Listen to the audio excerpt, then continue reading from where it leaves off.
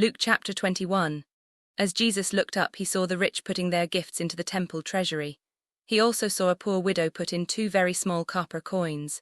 "Truly I tell you," he said, "this poor widow has put in more than all the others. All these people gave their gifts out of their wealth, but she out of her poverty put in all she had to live on." Some of his disciples were remarking about how the temple was adorned with beautiful stones and with gifts dedicated to God. But Jesus said, "As for what you see here, the time will come when not one stone will be left on another. Every one of them will be thrown down."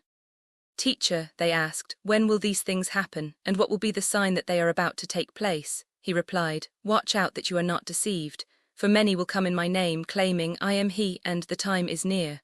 Do not follow them. When you hear of wars and uprisings, do not be frightened. These things must happen first, but the end will not come right away." Then he said to them, "Nation will rise against nation and kingdom against kingdom. There will be great earthquakes, famines and pestilences in various places, and fearful events and great signs from heaven. But before all this they will seize you and persecute you. They will hand you over to synagogues and put you in prison, and you will be brought before kings and governors, and all on account of my name. And so you will bear testimony to me.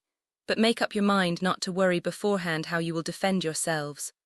For I will give you words and wisdom that none of your adversaries will be able to resist or contradict.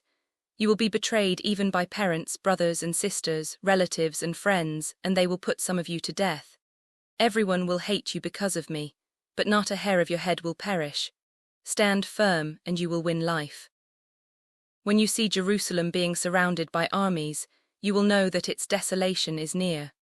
Then let those who are in Judea flee to the mountains, let those in the city get out, and let those in the country not enter the city. For this is the time of punishment in fulfillment of all that has been written. How dreadful it will be in those days for pregnant women and nursing mothers. There will be great distress in the land and wrath against this people. They will fall by the sword and will be taken as prisoners to all the nations. Jerusalem will be trampled on by the Gentiles until the times of the Gentiles are fulfilled. There will be signs in the sun, moon, and stars. On the earth, nations will be in anguish and perplexity at the roaring and tossing of the sea. People will faint from terror, apprehensive of what is coming on the world, for the heavenly bodies will be shaken.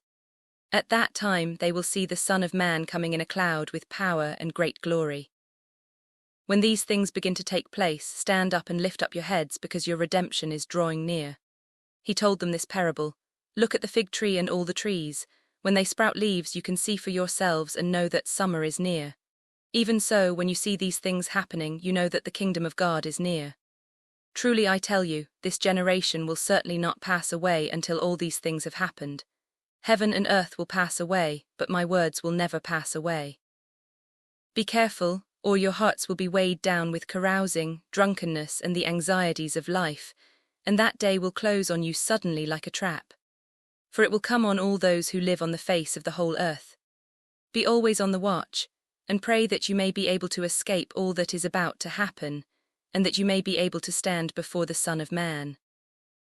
Each day Jesus was teaching at the temple, and each evening he went out to spend the night on the hill called the Mount of Olives, and all the people came early in the morning to hear him at the temple.